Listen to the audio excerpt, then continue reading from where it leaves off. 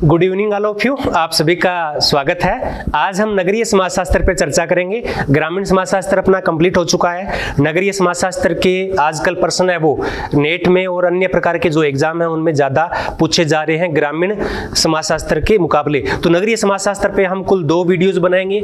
कितने वीडियोज बनाएंगे?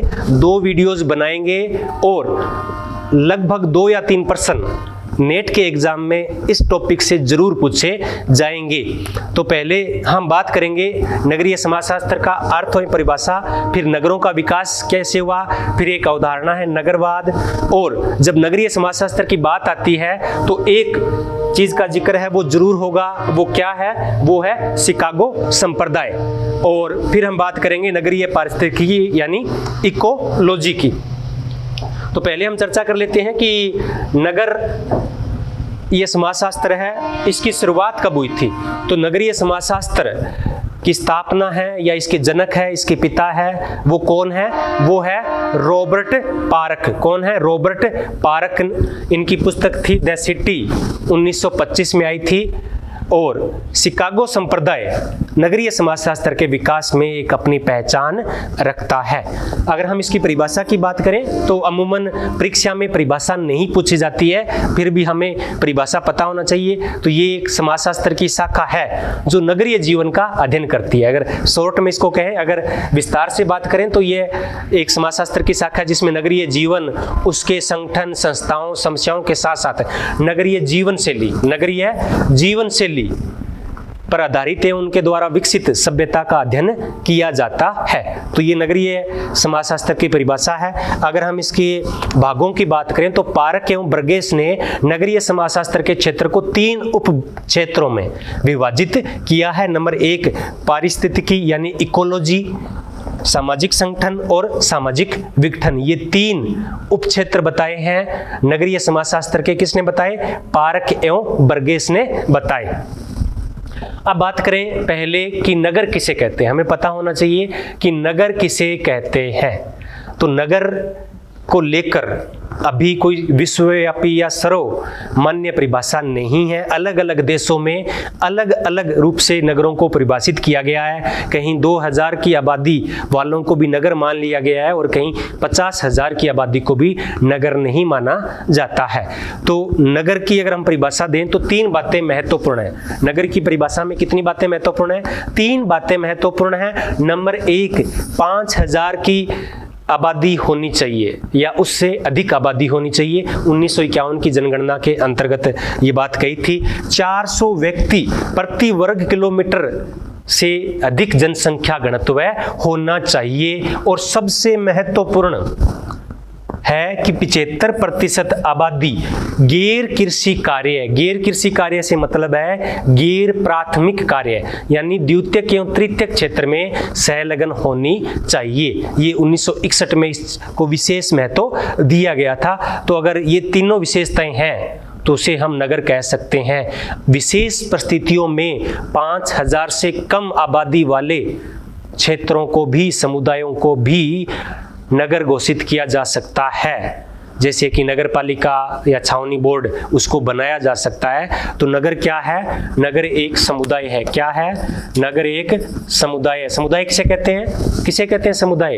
एक निश्चित भूभाग में रहने वाले व्यक्तियों के समूह को क्या कहते हैं? समुदाय कहते हैं। और नगर भी एक समुदाय है।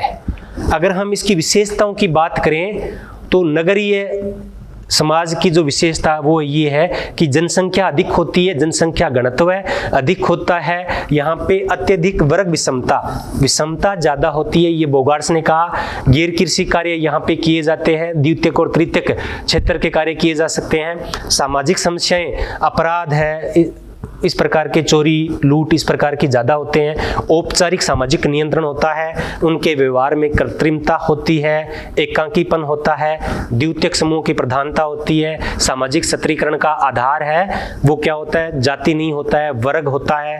अर्जित परिस्थिति को विशेष महत्व दिया जाता है। इस प्रकार बहुत सारी नगरों की विशेषताएं हैं। इसमें हमने पहले पढ़ा था कि गांव और नगरों में क्या अंतर है, तो इन दोनों में हमने साथ साथ में विशेषताएं भी पढ़ी थी। अब बात आती है कि नगरों का विकास कैसे हुआ। क्या हुआ?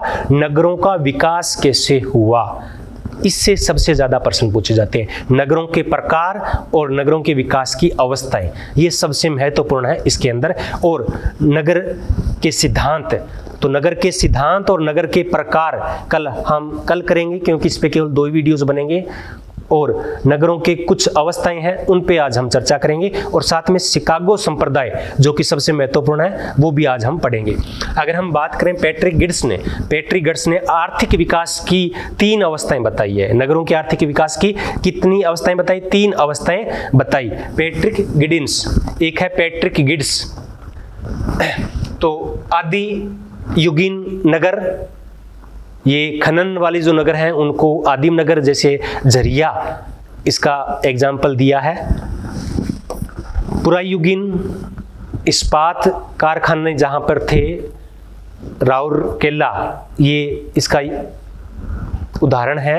और नूतन नए, तो आजकल बेंगलोर में आईटी के विशेष महत्व तो बढ़ता जा रहा है, तो इनको नूतन के तौर पे पैट्रिक गिड्स ने बताया। तो ये 3 प्रकार हो गए। इनके अलावा लुइस ममफोर्ड ने एक प्रकार और बताया था, जेव प्रविधि पंत नगर, जो नगर है वो इस प्रकार के नगर का उदाहरण है। तो ये प्रमुख विकास की 3 अवस्थाएं हैं, वो पैट्रिक गिड्स के द्वारा बताई गई है। इनके अलावा नगरों को हम धार्मिक नगर, शिक्षा नगरी जैसे कोटा है, धार्मिक नगर जैसे अयोध्या है, औद्योगिक नगर जैसे कानपुर है, प्रशासनिक नगर जैसे राजधानी होती है किसी देश की या राज्य की, खनन नगर जिनकी हम बात कर रखे हैं कि झरिया है, और इस प्रकार बहुत सारे नगर हैं। इन सब नगरों को हम अगली क्लास में पढ़ेंगे। एक है पूर्व औद्योगिक नगर की अवधारणा है, वो जोबर्ग ने दी थी अपनी पुस्तक industrial cities past and present के अंदर। तो ये अवस्थाएं हैं, ये कुछ अलग प्रकार की अवस्थाएं हैं। जो सबसे महत्वपूर्ण वर्गीकरण है, ऐतिहासिक जो अध्ययन के आधार पे नगर विकास की अवस्थाएं बताई गई है, वो बताई गई है लुइस ममफोर्ड द्वारा। कई बार इसको लेविस भी लिखते हैं। लेविस ममफोर्ड के द्वारा नगर विकास की कुल 6 अवस्थाएं बताई गई। कितनी अवस्थाएं बताई गई है? 6 अवस्थाएं बताई गई है। इसमें से प्रश्न बहुत बार पूछे गए हैं, तो इनको थोड़ा सा अच्छे तरीके से हम समझने का प्रयास करेंगे। पहला जो युग है ऐतिहासिक है, वो है इयोपोलिस। पोलिस का मतलब नगर। इयोपोलिस, ये प्रारंभिक अवस्था के नगर होते हैं जो खनन वाले क्षेत्र थे उनके आसपास बसे थे। दूसरा है पोलिस को हम सामान्य तौर पे जो नगर के तौर पे देखते हैं, कस्बा या टाउन, यानी जो छोटे नगर हैं उनको क्या कह सकते हैं? पोलिस कहते हैं, कस्बा या टाउन कहते हैं। ये आसपास में अगर बहुत बड़ा ग्रामीण क्षेत्र है तो उनके बीच में एक क्या होता है, कोई ना कोई नगरीय व्यवस्था है, समुदाय है, वो विकसित हो जाता है। तो ये दूसरी अवस्था है पोलिस। तीसरी अवस्था है मेट्रोपोलिस। इनको कहते हैं पूर्ण विकसित महानगर। क्या कहेंगे? पूर्ण विकसित महानगर। तो ये बहुत बड़े नगर होते हैं, तो ये इनको हम राज्यों की राजधानी के तौर पे देख सकते हैं, मेट्रो सिटी। वैसे आजकल मेट्रो सिटी किनको कहते हैं? जिनकी आबादी 10 लाख से अधिक है। जिनकी आबादी 10 लाख से अधिक होती है उनको क्या कहते हैं? उनको मेट्रोपोलिस कहते हैं। वर्तमान में 2011 की अपनी जनगणना हुई थी, उसमें कुल 53 ऐसे नगर थे। कितने? 53 नगर थे जिनकी आबादी क्या थी? 10 लाख से अधिक थी। और उसके बाद में आता है मेगालोपोलिस अति महानगर। ये नगरीय विकास की चरम सीमा है। ऐसा किसने कहा? ऐसा लेविस ममफोर्ड ने कहा। इनको बोलते हैं नगरों का नगर। क्या बोलते हैं? नगरों का नगर। वैसे जिनकी आबादी 50 लाख से अधिक होती है आजकल उनको मेगालोपोलिस के नाम से जाना जाता है। हम अलग से अध्ययन करेंगे आबादी के आधार पर नगरों को कितने भागों में बांटते हैं। तो ये अति महानगर है। इसमें क्या होता है कि आसपास कई उपनगर होते हैं। जैसे दिल्ली है तो दिल्ली के अंदर गुड़गांव, नोएडा, इस प्रकार अनेक जो उपनगर है वो उसमें शामिल हो गए हैं। तो इस प्रकार इनको कह सकते हैं नगरों का नगर। तो ये क्या है? मेगालोपोलिस है। ये क्या है, चौथी अवस्था है। क्या है, चौथी अवस्था है नगर विकास की। तो ये तो ठीक है, यहाँ तक तो ठीक है। अब ममफोर्ड आगे क्या कहते हैं, आगे क्या कहते हैं वो, टायरानोपोलिस, वो कहते हैं कि अब धीरे धीरे जैसे जैसे नगर बड़े हो जाते हैं तो उनमें नगरीय कुप्रबंध की समस्या आ जाती है। क्या आ जाती है, नगरीय कुप्रबंध आ जाती है, उनमें बहुत सारी समस्याएं आ जाती है, असुरक्षा आ जाती है, उतार चढ़ाव आते रहते हैं। तो यहाँ से क्या होता है कि नगरीय सभ्यता का पतन होना शुरू हो जाता है। और अंतिम अवस्था बताई उन्होंने नेक्रोपोलिस। क्या बताई है, नेक्रोपोलिस, यानी नगर की समाप्ति की अवस्था, सिटी ऑफ डेथ, मुर्दों का शहर। तो इसमें नगरीय कुप्रबंध इतना ज़्यादा हावी हो जाता है, अराजकता फैल जाती है और वो शहर समाप्त हो जाते हैं, नष्ट हो जाते हैं। और लेविस ममफोर्ड ने इनको सिटी ऑफ डेथ, मुर्दों का शहर, नेक्रोपोलिस कहा है। तो ये हो सकता है कि इनका हिंदी अनुवाद कुछ और हो जाए। तो आपको 6 ये नाम हैं वो किस में याद करने हैं, अंग्रेजी में आपको याद करने हैं। और इनका ये जो पैटर्न है वो आपको याद करना पड़ेगा। आबादी के हिसाब से कल जब हम नगरों के प्रकार पढ़ेंगे तब उनमें करेंगे। ये तो एक बार समझाने के लिए आपको बताया था। अब है नगरवाद, एक अवधारणा है नगरवाद या नगरीयता। तो एक अवधारणा नगरीकरण है। तो नगरीकरण तो हम सभी जानते हैं कि गांव जब नगरों के रूप में विकसित हो जाते हैं तब उसे हम नगरीकरण कहते हैं। उन पे हम एक छोटा सा वीडियो बनेगा, अलग से बना देंगे। लेकिन नगरवाद या नगरीयता क्या है, नगरीकरण से अलग है। तो नगरवाद या नगरीयता की अवधारणा किसने दी, लुई बर्थ ने दी। किसने दी, लुई बर्थ ने नगरवाद या नगरीयता की अवधारणा प्रस्तुत की। और इन्होंने क्या कहा कि नगरवाद एक जीवन शैली का नाम है। तो जो नगरों में जीवन शैली होती है उस जीवन शैली के लिए नगरवाद या नगरीयता की अवधारणा प्रस्तुत की है लुई बर्थ ने। तो इन्होंने क्या कहा, लुई बर्थ ने, कि नगरवाद एक जीवन शैली है, ने की बसावट का एक तरीका है। तो नगरीय जीवन के साथ साथ व्यक्तियों के समायोजन की जो प्रक्रिया है उसे नगरवाद कहते हैं। बर्थ के अनुसार नगरवाद क्या है, एक दशा है। नगरवाद क्या है, एक परिस्थिति है। और नगरीकरण क्या है, एक प्रक्रिया है। नगरीकरण क्या है, एक प्रक्रिया है। नगरवाद एक गुण है जो नगरीय लोग जीते हैं, उसको जो नगरों में जो लोग रहते हैं उनकी जो जीवन शैली है, खान पान, रहन सहन, पहनावा, सब कुछ वो नगरवाद है। और नगरवाद है वो नगरीकरण है, वो क्या है, इनके गुणों का विस्तार है। नगरीकरण क्या है, सॉरी यहाँ पे नगरीकरण आएगा, नगरीकरण क्या है, नगरवाद के गुणों का विस्तार है। कुछ जगह ऐसा भी देखने को मिलता है कि वो नगरीयता और नगरवाद में अंतर करते हैं। आमतौर पे दोनों को पर्यायवाची के रूप में प्रयोग किया जाता है, लेकिन कभी कभी अंतर किया जाता है। तो वो क्या कहते हैं अंतर करने वाले, कि नगरीयता की विशेषता को नगरवाद कहते हैं, नगरीयता की विशेषता को नगरवाद कहते हैं। तो ये तो बाल की खाल उतारने वाली बात है। तो बर्थ ने 4 प्रकार की विशेषताएं बताई है नगरवाद की। कितनी विशेषताएं बताई है, 4 विशेषताएं बताई है। स्थायित्व होता है, यानी लोग आते जाते रहते हैं, नए जुड़ते हैं, मर जाते हैं, बाहर से आते जाते हैं, चले जाते हैं, लेकिन नगर वहीं के वहीं है। नगर हमेशा क्या है, स्थायित्व लिए होते हैं। नगरीय जो शैली है, नगरवाद है, वो स्थायित्व लिए होता है। उसके आने और जाने का कोई उस पर प्रभाव नहीं पड़ता है। ये क्या है, स्थायीपन है। क्या है, ये स्थायीपन है, यानी लोग एक दूसरे को स्थायी तौर पे जानते हैं। ऐसा नहीं है, गांव में क्या होता है, देखो हमारे जीवन के बहुत सारे पक्ष होते हैं, पारिवारिक पक्ष है, आर्थिक पक्ष है, सामाजिक पक्ष है। और नगरों में क्या होता है कि हाय हेलो वाला रिश्ता होता है। हाँ मिश्रा जी कैसे हो, ठीक है, बस यहाँ तक सीमित है। उनके परिवार में कितने भाई बहन हैं, क्या उनके साथ बीत रही है, वो नहीं होता है। यानी जो संबंध होते हैं वो क्या होते हैं, स्थायीपन होता है उनमें गहराई नहीं होती है। गुमनामिता, यानी लोग एक दूसरे को जानते नहीं हैं, नगरों में लोग है वो क्या है, एक दूसरे को जानते नहीं है, गुमनाम जीवन जीते हैं। कई बार तो हम देखते हैं कि नगरों के अंदर 4-4, 5-5 दिन लाश पड़ी रहती है, लोग उनको पूछने नहीं आते हैं। जब वो दुर्गंध मारने लगती है तब अड़ोसी पड़ोसी आते हैं कि क्या हो गया।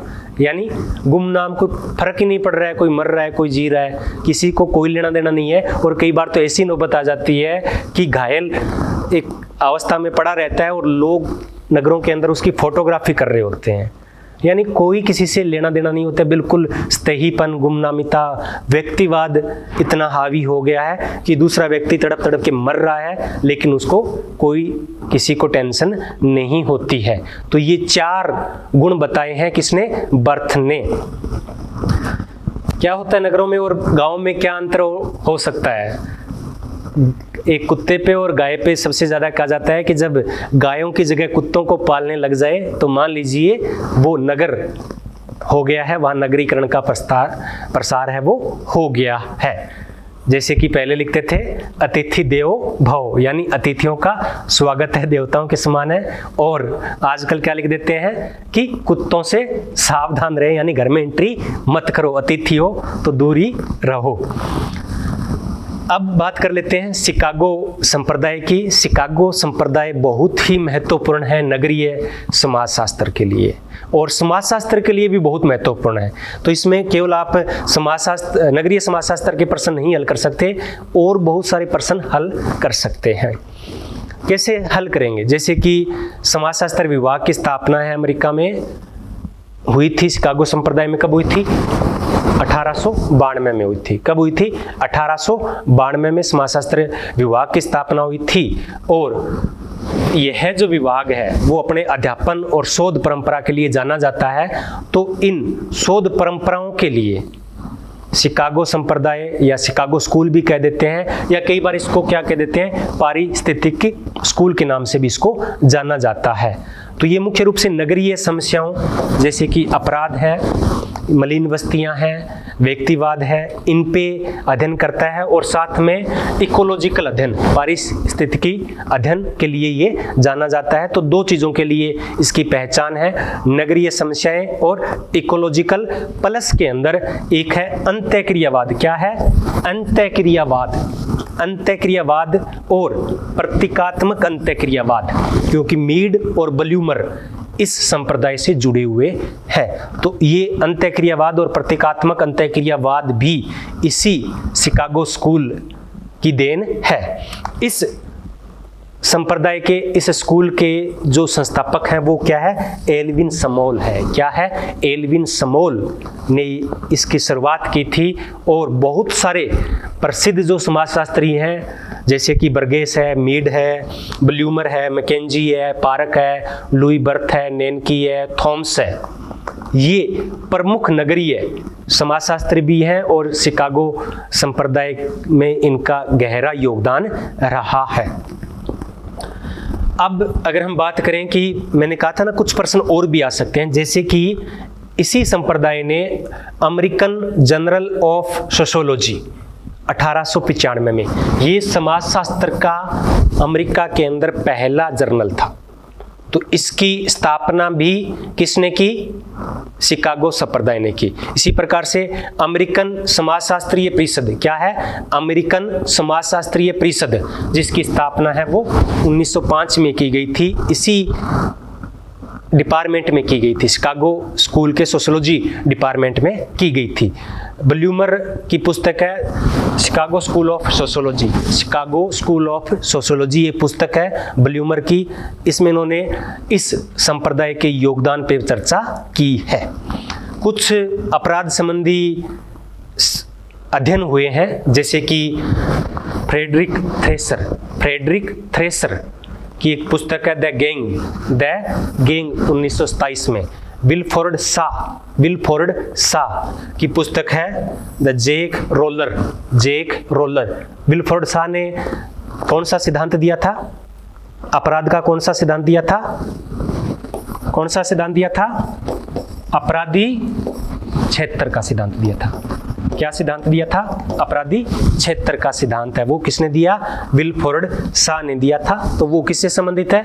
वो शिकागो संप्रदाय स्कूल से संबंधित है। द जैक रोलर इनकी पुस्तक थी। इसी प्रकार से जॉर्ज बॉक की पुस्तक है the gold coast and slum, the gold coast and slum 1929।